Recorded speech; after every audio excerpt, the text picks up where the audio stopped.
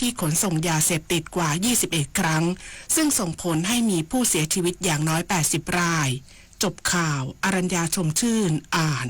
รับฟังข่าวครั้งต่อไปเวลา 15 นาฬิกาค่ะ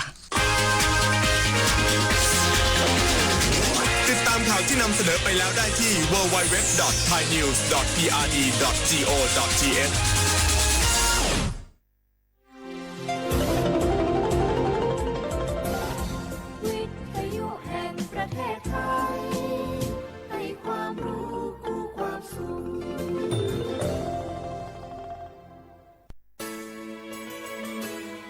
สถานีวิทยุกระจายเสียงแห่งประเทศไทยจังหวัดเชียงใหม่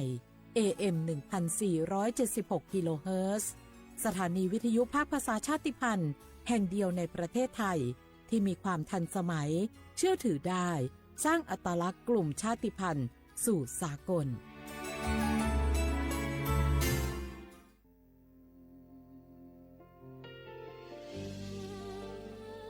พระเสด็จสู่แดนสวงไทยทั้งปวงน้อมสำนึกในพระมหากรุณาธิคุณตราบนิรันดร์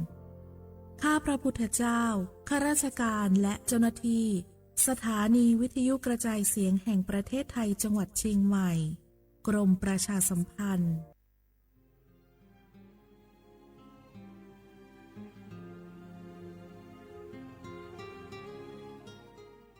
This is a moment of profound grief for the Kingdom of Thailand. We, the collective voices of Radio Thailand Chiang Mai, join the Thai nation in mourning the passing of our beloved Queen Martha, Her Majesty Queen Sirikit. Her life was a testament to the unwavering service, grace, and deep love for the Thai people. Our humble condolences and thoughts are with His Majesty the King, the royal family, and all the Thai people during this deeply sorrowful time. We will remember her forever.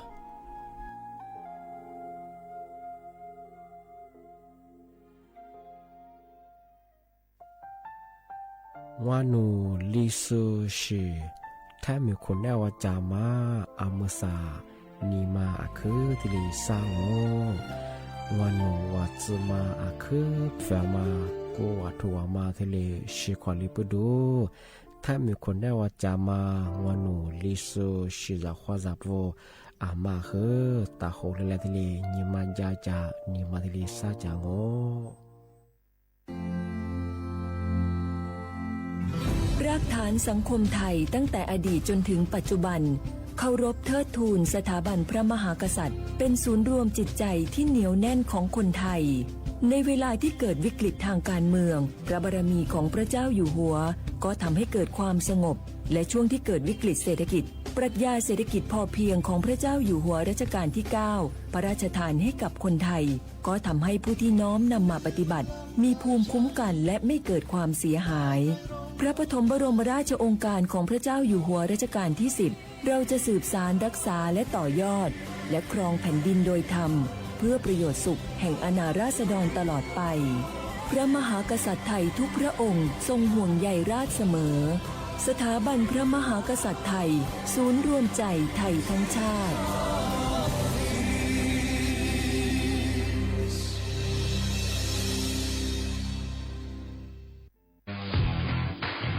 รัฐบาลไทยประกาศสงครามสแกมเมอร์รัฐบาลจึงได้ประกาศสงครามกับสแกมเมอร์ในฐานะที่สแกมเมอร์เป็นวาระแห่งชาติและในวันนี้ผมก็ได้ใช้โอกาสนี้มารายงานความคืบหน้าและเน้นย้ำถึงสิ่งที่เราต้องร่วมกันทำต่อไปรัฐบาลได้จัดตั้งคณะกรรมการอำนวยการป้องกันและปราบปรามอาชญากรรมทางเทคโนโลยีขึ้นมาโดยมีผมเป็นประธานด้วยตนเองเพื่อให้ทุกหน่วยงานทำงานไปในทิศทางเดียวกันเราได้มีการลงนามบันทึกความเข้าใจ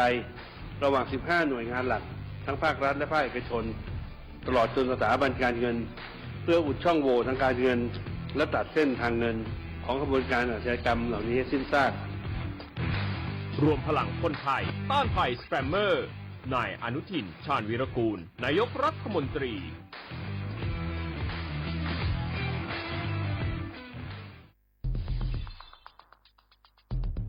ค่3 ปีความเสียหายจากอาชญากรรมไซเบอร์ของคนไทยพุ่งทะลุถึง 94,000 ล้านบาทหรือเฉลี่ยปีละ 30,000 ล้านบาททุก1 ชั่วโมงเราเสียเงินกว่า 3.4 ล้านบาทให้กับมิจฉาชีพออนไลน์โจรไม่เห็นใจคนอาชีพไหนอายุเท่าไหร่สถานะทางการเงินแบบใดหมอพ่อค้านักธุรกิจนักเรียนแม่บ้านข้าราชการเกษียณทุกคนตกเป็นเหยื่อได้เสมอและวันหนึ่งอาจเป็นคุณหรือคนที่คุณรักเพราะจุดอ่อนร่วมของเหยื่อคือความเร่งรีบขาดสติหรือแม้แต่บางครั้งก็เกิดความโลภจนเกินไปอย่าปล่อยให้การกดคลิกเดียวลิงก์เดียวทำให้โจรยิ้มกว้างวันนี้ถึงเวลาแล้วที่คนไทยทุกคนจะต้องร่วมมือกันสร้างภูมิคุ้มกันอาชญากรรมไซเบอร์ช่วยกันหยุดก่อนที่ภัยไซเบอร์จะทำให้คนที่คุณรักและตัวคุณเองกลายเป็นเหยื่อ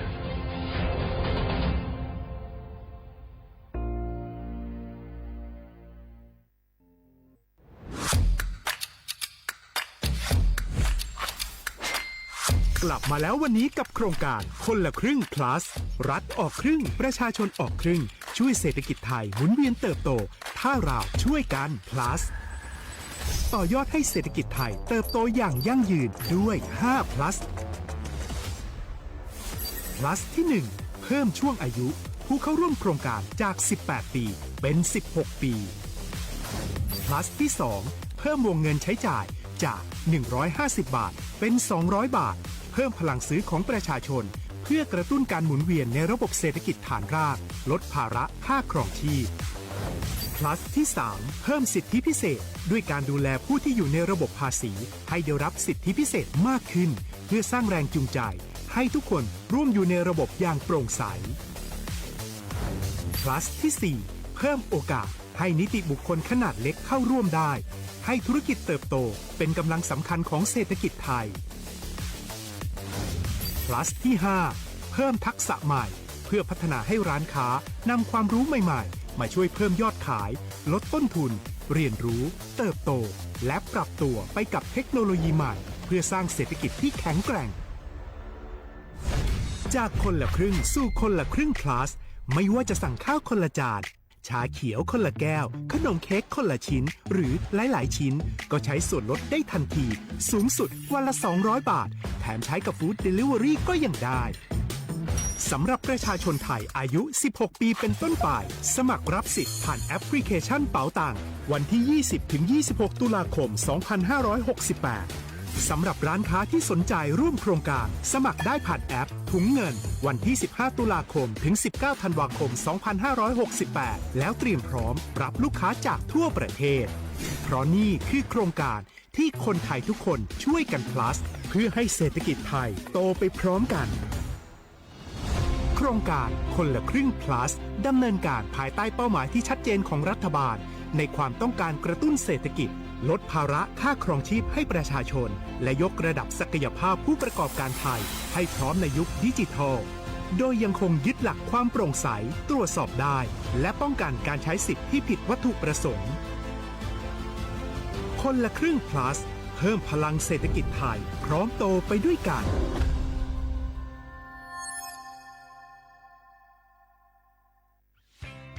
เส้นทางสายหมอกที่สวยที่สุดในเมืองแพร่กำลังรอทุกคนไปวิ่งด้วยกันครับทุกก้าวของคุณคือพลังของลมหายใจ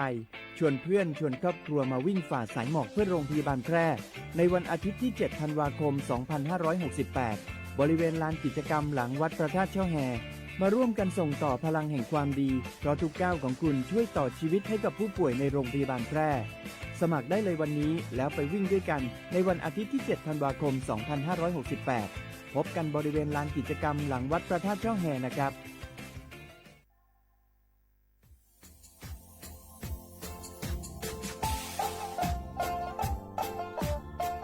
น่าถึงมาปีมาซึ่งจีนชมงมันยาคณะรัฐมนตรีไงมีมติยากกว่าอยู่หัวระมองเมื่อเหือนยากุลาซื้อหาหนีซื้อกุญยังไงยิ่งโขยตรงยาสดซื้อฉีกว่ายาเบลมองเมื่อเหือแก้ไขปัญหาไงสถานะอาทิตย์เหือสัญชาติไงเอาถ้ามีคนเนี่ยว่าจะส่งไง อธิบายที่ยากกฎหมายถือว่าบรรดามองว่าเคยไงมาตราที่17ไงแห่งพระราชบัญญัติคนเข้าเมืองไงพศงไม่อยากให้คนอยากให้หนีตัวอยากหนีจะหนีกว่าไงเท่าว่าถ้ามีคนได้ว่าดูแลโซอาทิตย์นี้คือมือจ้าจางงเป็นยังไงอาทิตย์นี้ว่ามีทะเบียนประวัติเธอถูกต้องอยู่ไงอธิบายว่าสารว่ายื่นขอสถานะไงคนต่างด้าวเข้าเมืองโดยชอบด้วยกฎหมายที่ดียินหน้าบุรุษงาอาทิตยากฎหมายถือว่าบรรดามันเป็นไงมาตราที่7ทวีไงแห่งพระราชบัญญัติไงสัญชาติยึดขวงงไปเฮอพศยังไง2508ไงเอาถ้ามีคนได้ว่าเฮอตาสุงโงไม่ยังไงอาทิตย์เฮออาบามันก็จะเฮออามาไงเอาว่าอยู่ในทะเบียนประวัติบุคคลไงอธิบายว่าไม่มีสถานะทางทะเบียนมาจุบเฮอสามารถยื่นขอสัญชาติไทยที่กรุงเทพมหานครยื่นที่สำนักบริหารการทะเบียนกรมการปกครองอธิบายเราส่วนต่างจังหวัดจะสุบกว่ายื่นต่อในอำเภอตานภูมิลำเนาปีขวานนแล้วก็จะบอกว่าอำเภอยิ่งที่ยื่นช่องยื่นเวลาโง่ไม่ยากว่าเวลาใช้การยาขนาดถี่เนี่ยข้อนี้นวันยังไงอธิบายนี่มีกับพวกข้อนี้คือน่าเหี่ยโชฮา你自姑娘一口你自我下所吃过果色我这里日穷的么比嘛自己下我消化的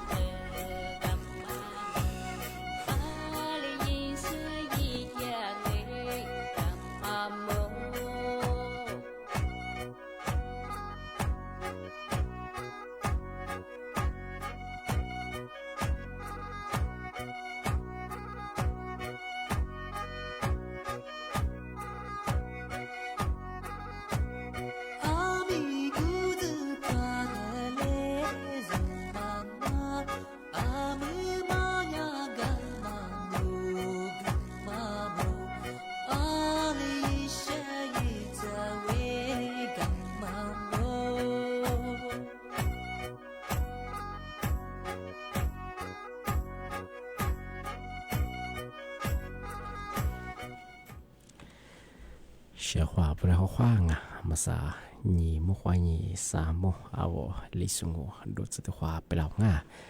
啊我历史我ประกาศก็แบบท่าจิ้มหมายปัจจุบันในวันดังว่าสถานีวิทยุกระจายเสียงแห่งประเทศไทยจังหวัดเชียงใหม่ว่าดะอาทิตย์ทาววิทยุมือจะมังก็มาเฮงยี่ครึ่งความถี่ยาที่ตุลียาชีจืโชห์กว่าโจยาดอลลาร์อาทิตย์ทาวยี่ระบบมันยังไง AM งามอาทิตย์ทาระบบไลฟ์สดงาฟิสบุยเพะไปเฮสวทเชียงใหม่ AM 1476กิโลเฮิรตซ์ไลฟ์สดยังแน่ๆไปเฮฉุมควานี่จิมติว่าที่มูลมันยังหนีมุควานี่3โมที่นี่มันหนีควางนาทีนี่ควานี่นายสติเดนตัวยังนี่ไม่ถึงยังงมันยังหาวลิสูอันบาบะหาวขพารากะนี่ไม่ถึงมันเฮซฮากูนี่นี่ไม่ถึงมันเฮลูนี่ยุคนยุตุนี่จังหวะโคอาจจะเป็นยาวไทยอันบางมันยังเฮสติฮานี่จะเห็นยังนี่ไม่ถึงมันเฮนางหวานยังวันศุกร์ที่28ไงเดือนพฤศจิกายนพศบะเฮ2568ที่เขามางงามอาทิตย์นี้นี่มีที่มูลเฮงเอาว่าช่วงถึงมาปีมาซึ่งจริงใช่มั้งก็มาเฮสถานการณ์น้ำท่วมเนี่ยมันอาจจะเยอะมันจะพัดใต้หรือเปล่าอามาสายาเรียกฮอดเซเปมาถึงมาปีมาที่สุดจริงช่างงานอามาสังปัญญาพัดใต้ของปัญญาคือกวนน้ำท่วมมันยังคือกูกาสถิตจอชิง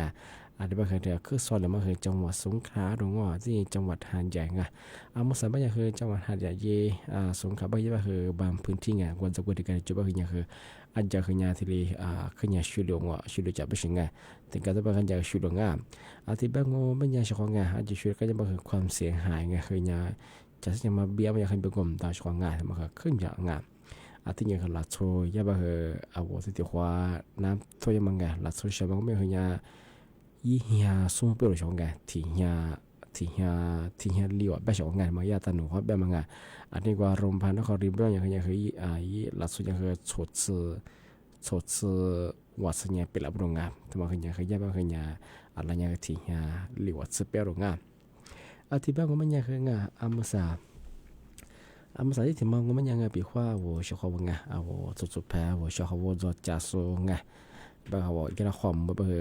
อะไรฮอดสัจอะไรกว่าจานจะมางานอามาสาแบบสุยาหรือว่าQR codeมาตัวงานสมัยคือเอาทัศแกยุ่งไม่ทำไมคือลาโจยาโซหน่วยกู้ภัยแบงจิตอาสาแบงหน่วยงานล่ำแบงสุว่าจะอยู่ข้างยี่ที่ดียี่จ่าโซว่าโซที่ดีจ่ามางานลาโจงานทำไมยังมีทัดดักกว่าไม่ใช่งานเป็นข้อวัวเชื่อว่าที่กระดูกความเมื่อว่าเฮงานวัวสุดแพ้วัวเชื่อว่าลูกจ้าติดต่อมาเป็นงานอย่าเรียกฮอดสเกลเลงบางอย่างบุทาเขียวคนมาคือใส่แกงอยู่บางอย่างยิมมีโคหายังไงเปียกขนมมาลาควันยูเช่บางอย่างบุทาทีนี้ยิมมีเจยี่โจยังไงชื่อนามสกุลทีนี้โบยังคือทีนี้โคหายูเช่ช่างงานทีบางยิระบุคือว่ายี่ข้อมูลตัวเราช่างไงยี่ยิมมีโจนี่ยังคือนามสกุลตัวชื่อที่ยังคือบ้านที่ยี่ซอที่เชื่อเขาสุริคงพิจารณาแบบเช่นกันอาทิตย์เป็นยังไงผมพิจารณามาตรวจสอบรายชื่อเอาสุดแพ้ว่าเชื่อเขาว่ายาละครเมื่อไม่ติดต่อเมื่อไม่ยาเลยกว่าจางว่าจางมั้งเดี๋ยวมาคือวิธีทายเขียวคนมั้งทางว่าเอาไล่สุดไปคือทายยี่สแกนหมวดเช่นไงบ้างครับทายสแกนเนี่ยคืออาทิตย์โค้งหาอาทิตย์หน้างานแต่มาถึงมาข้างอาทิตย์บางวันยังไงที่ถึงบางวันยังคือมาสับคือจะยาจังหวัดหัดใหญ่ว่าไงอำเภอหัดใหญ่จังหวัดสงขลาที่ก็คือว่าสู่โรงพยาบาลนัดสิฮีสนานไงลาแปกเหตุการณ์สุดที่จะเกิดว่าไงเยอะที่กางเป็นยังไงสนามบินหัดใหญ่ไงทำไมคือที่กางที่ยามาสัตว์โซนนัดสิฮีฉลามช่วงครั้งที่ยังเคยนี่ก็ที่ก็คือเทศบาลหัดใหญ่ไงมาคือที่กะที่นี่ที่ถึงก็คือโรงพยาบาลโรงพยาบาลรัฐภูมิบ้างมาถึงก็ที่คือบริษัทหัดทิศจำกัดมหาชนมาถึงก็ที่ถึงก็ไม่คือโรงเรียนเทศบาลวัดคลองแห่บ้างที่ยังที่ก็คือโรงเรียนเทศบาล4ตรงมาคือวัดคลองเรียนบ้างที่ก็คือ โรงเรียนหัดใหญ่ไงรัฐประชาสามงานมาคือยานสิฮีที่ดีโรงพยาบาลสนามที่ดีตาบดงามที่นี่ที่กับก็คือมหาวิทยาลัยสงขลานครริงานมาคือติกังแต่ก็คือมาสาโซโรงพยาบาลสนามนั่นมาคืออะไรเหตุการณ์สถิติยี่ตั้งเป็นอย่างเดียวยาผู้ประสบภัยนำตัวสถิติยี่จอมังกรละโซนาสุดางานที่ดีกว่าเชื่อมังมาสับกันที่เหตุการณ์สถิติตั้งเป็นงามที่ถึงที่ถึงบางไม่ใช่ว่าคือไงเมียน้ำแบบที่ช่วยไงดอลพื้นที่ภาคใต้ระบบจะสูงก็ไม่ใช่คือไงมาคือไงครับที่เนี่ยจำโมงวที่เนี่ยคือสถานงานเพียงว่าเดลัทโซที่ชีพอจบไม่ใช่คือไงมาอย่างผู้บัตรโอ้เป็นไงมาสัญญาสูงปฏิบัติการไงแก้ไขสถานการณ์ฉุกเฉินอุทกภัยไงยาเคยติดแจ้งตัวฝรั่งย้ายไปมาคือไงมาคือฝากเตือนพี่น้องชาวหันใหญ่ไม่ใช่ไงปีควันนั่นแรกว่าหลักโทไงโทฟลาไทยฝรั่งงอหนุยาเจ้าหน้าที่หน่วยงานงอมันก็จะคือทีมกู้ภัยหรืองอที่นี่คือทีมจิตอาสาทีมกู้ภัยใบยี่เฮินได้อาจารย์ดงอเพียวมีจัดจากที่ได้แต่กลาไปใช่ไงที่บ้านมันยังยึดแต่ละฝืนฟุตบอลกัวใช่ไงงอฟุตบอลกัวพอโอ้เจ้าใช่ไงปีข้าวที่เสียพัดจิตจงมันยังไงทำไมกันยังคือกลุ่มมิชาชีบเรื่องผู้ชาวบ้านมาฟุตบอลโอ้บเรื่องยังคือที่เจนตัวละส่วนปีข้าวว่าทีมกู้ภัยสุดสงบมันยังไงที่ส่วนหน่วยงานสุดสงบมันยังไงจิตอาสาสิ่งยังคือฟุตบอลที่ชีมาโกไม่ใช่ไงฟุตบอลมาโกจ่าฟุตบอลมันดีไม่ใช่ไงส่วนนั้นที่เปิดที่ได้ยินจากงอที่ได้จะเกืองอจากที่ได้กินจ่าที่ไม่ใช่ไงมาเป็นข้อที่ชีพอเกิดแล้วนี่ฟุตบอลข้อจ่าไม่ยังคือทำไมยังคือกลุ่มมิชาชีพพวกงานที่บ้านคืองานมาคือฟุตบอลตะโอ้ทำฟุตบอลเกิดบ้างงานยังคือที่ได้แจ้งเตือนฝรั่งงานมาใส่บ้านคือหลายพื้นที่ยังคืองานที่ได้ขึ้นยาอาจจะชุดบ้านคืองานที่ได้สู้ยินจอกจะมาคือมีงานที่บ้านยังคืองานมาใส่คือที่ยาโรงพยาบาลหันใหญ่คืองานสู้ก็เปิดรับบริจาคทำไมจังที่เป็นอย่างว่าเฉพาะงานมาอะไรบางหลายบ้านคืองานว่าที่ได้บริจาคที่ได้เยอะเฉพาะงานมาสัตยาโรงพยาบาลจะสึกจะมาต้องการให้มังงมอย่างคืออะไรอย่างคือว่าชุดสุดยอดยูที่มังงมอย่างที่ว่าอาหารไงอาหารพร้อมกว่าหัวเผียวมีจานน้ำมังไงม่าดงปลากระป๋องที่เฉยไงที่นี่คือกระดาษชุบๆเบอร์ไงกระดาษช้ำดำมาคือเนื้อปลงที่นี่คือถุงดำไงเดี๋ยวว่าขยักเกิดด้วยไงที่เห็นมาคือวิชิมุดซื้อดงว่าที่นี่ก็ชุบชั้นนายไงกว่าวิคนแน่กว่าดูที่นี่คือผ้าอนามัยดงที่นี่คือผ้าทาดงที่นี่คือผ้าทาเสือไงแต่ก็จะมาคือตุ้มมันแล้วมาคือสักฟ้าพัฒนาอยู่ว่าเพื่อไงพัฒนาสื่ออยู่ว่าพัฒนาอยู่ว่าเพื่อพัฒนาขึ้นไงที่เลยต้องการไปถึงที่เหนือไปถึงงานที่อย่างที่ว่าเพื่อที่ของใช้ไงประจำว่าเพื่อเอาที่จะซื้อตั้งตัวไงเอาว่าแบรนด์สินค้าหรือว่าเอาซื้อชาดูสักเปียคือสักเปียคือหรือว่าอุดิสดูหรือว่าเอาที่อยู่ดูกันทำไมคือยาที่เลยขึ้นไงต้องการยาที่เลยอยู่จบหรือไงที่แบบงูเป็นยังไงทำไมคือยากว่าสูงหน่วยงานสูงอำนวยการไงประสานงานทานน้ำใจไทยอุทกภัยไง68ได้ไงมาคือนับพิพิธภัณฑ์กองทัพอากาศไงไม่ใช่คือทีนี้ในทีดีรับบริจาคทีดีจ่าบริไงเวลาบ่เคยเนี่ยกูมั่วคว้ายิงที่มุนว่าสามุสทีดีรับบริจาคทีดีจ่างที่ยังว่ายาโซจะซื้อสวมมังไม่ไงจะซื้อรู้จักนี่ยังว่าสูฟูซูงมันยังคือโดยซีไง130ไงลำเลียงสิ่งของในพื้นที่ก็คือถึงยังมายาจะส่งไปเมื่อไงเที่ยวบริจาคมาไงจะซื้อคือซาขอก็ยิ่งคือว่าขวาสุดที่ถึงยังมังว่าหิมบิวเขายิ่งที่สวยสิ่งไงแต่มาคือยาที่จะแบบงานที่นี่คือยากว่าโซรัศมีไงรัศมีด้วยหน่วยกู้ภัยไงจิตอาสาไงมายินดีใช่ไหมไงอะไรอย่างที่ยินดีเชื่อไม่ใช่ไงที่แบบยี่รายละเอียดของมากกว่ามาโทรศัพท์มือถือจะแบบว่ายี่แอปพลิเคชันไงทางเล่าดูยังไงที่ดีตื่นเช้าบ้างไงยี่รายละเอียดที่ยากกว่ารัศมีกู้ภัยไงจิตอาสามางาน อาทิตย์บ้างก็ไม่ใช่ของงานปีว่าโว้ไม่ชิมมันเสื้อโซ่งาอาทิตย์เอาอาหารแห้งหรือว่าเอาที่ถุงดำงาเอาที่จะสามารถอยู่หรือเปล่างานที่ดีบาลาเบอร์งานที่ดีช่วยการบริจาคที่อีช่องงานที่ยิงที่จะกลับมาทำมาโรงพยาบาลหัดใหญ่ยารับบริจาคที่ดีจังยี่ชื่อบัญชีงูเป็นยังไงมาชื่อบัญชีงูมาเงินบริจาคไงโรงพยาบาลหัดใหญ่บ่หรอกไงเลขที่บัญชีเนี่ยคือ096ไงที่เนี่ยคือ0ไงที่เนี่ยคือ338769ไงหวยสิขอแบ่งไง936ไงอันนี้คือ0338796ไงจะมาคือธนาคารกรุงไทยไงชื่อบัญชีเนี่ยคือเงินบริจาคโรงพยาบาลหัดใหญ่งานเพื่อเฉพาะงานมาเป็นว่าว่าไอบาทที่บาทยี่บาทสบางว่าบาทยี่สบาทเพื่อความสบาทเพื่อที่ดีช่วยกันงานมาก็ดียินดีก็ดีบริจาคช่องงานที่มาถึงมาปีมากงานที่ยังคือมาสายเพื่อกลุ่มวิชาชีพนบัญชีปองกูมาทำเป็นยังคือผู้บ่าวอู้จะมาคือโจงานเนี่ยเดียวมาคือโจเฉพาะงานมาคือมาโอ้ก็แต่คือแต่กับกูยังแต่ใจยังมาสายเพื่อหลัดโชว์มาคัสเพื่อที่สถานการณ์ที่เกี่ยวข้องยังคือผู้บ่าวผู้บ่าวความสามารถคือมีอย่างมาคือที่อย่างจะมาเราอย่างง่ายที่เป็นยังไงมาสานนะหมู่กว่าว่าเกินนางเชื่อว่าเนาะหน่อยมือคลอมากไงถ้าพอจะสู้เอาลิซูกว่าจะมาหมู่กว่ามาคือแต่ฟูบะคือเดี๋ยวฝรั่งนั่นอะไรจะข้างง่าย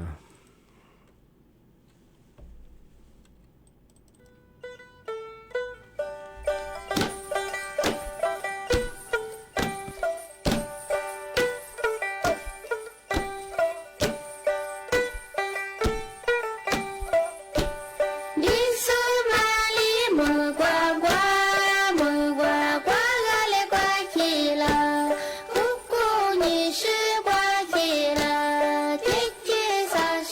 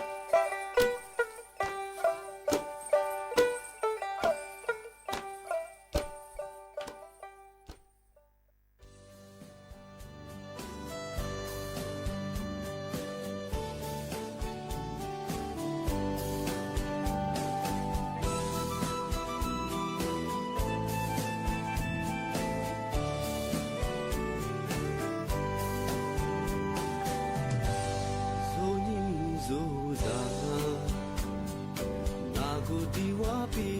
诺来，今嘛也是阿里比达给节奏，你咋吃里过，今夜阿是门阿维，今嘛破了做过名zan啊，今嘛也是嘞人啊。节奏。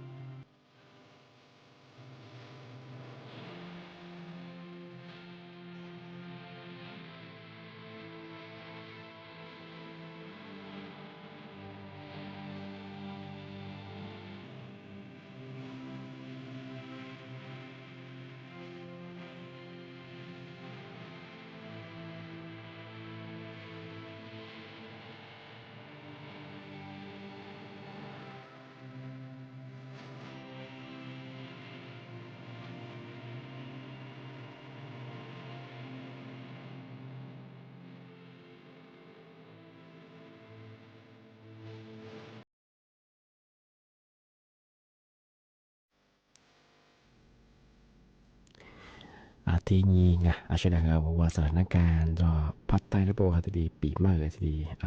ช่วยยังไงอันนี้บ้างคือเมื่อสาที่เราพันเหนือระบบที่ขวาที่ดีปีมากง่ะ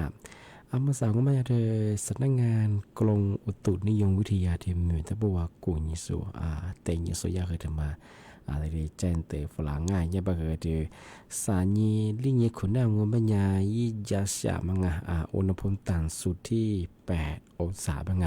แต่มาติดต่อกันอาสานีเซลิงยี่สุดที่ห้องเนี่ยคือเหลือบรงคือยาดรงอันนี้บ้างคือ10 อำเภอบรง10 อำเภอไม่ยังคือยุติกับไปถึงอำเภอแม่แจ่นอันนี้คืออำเภอองค์ก่อยอันนี้คืออำเภอแม่วานอันนี้อำเภอดอยเต่าอำเภอแม่อายอันนี้คืออำเภอฝางอันนี้คืออำเภอชัยประการอันนี้คืออำเภอเชียงดาวอันนี้คืออำเภอแวนแฮนอันนี้คืออำเภอแม่แตงอำเภอเนี่ยอำเภอไงยากรมอุตุนิยมบ้านๆอย่างคือที่เสื่อมเพราะไม่เคยที่นี่มีความยังไงอาลาสานีลิงิคุณเนี่ยคือขึ้นยาที่ดียาบริไงยิ่งยาชาเนี่ยคืออุณหภูมิต่างกว่า8 องศาบ้างอาทิตย์ปัญญาวิชาความรู้ที่10 อำเภอเอาจังหวัดเชียงใหม่จะสบายมาก็เดี๋ยวมากว่าชิเนี่ยบ้างคือยันยากมันเคยจะเล่าว่าคือด้วยมาคือเสื้อกันหนาวเอาบุชิว่าเย่คือบุชิทุ่มหัวกว่าสักไฟตั้งมาก็เดี๋ยวมากว่าชิจ้าแต่ก็เราว่าขึ้นหนาคือ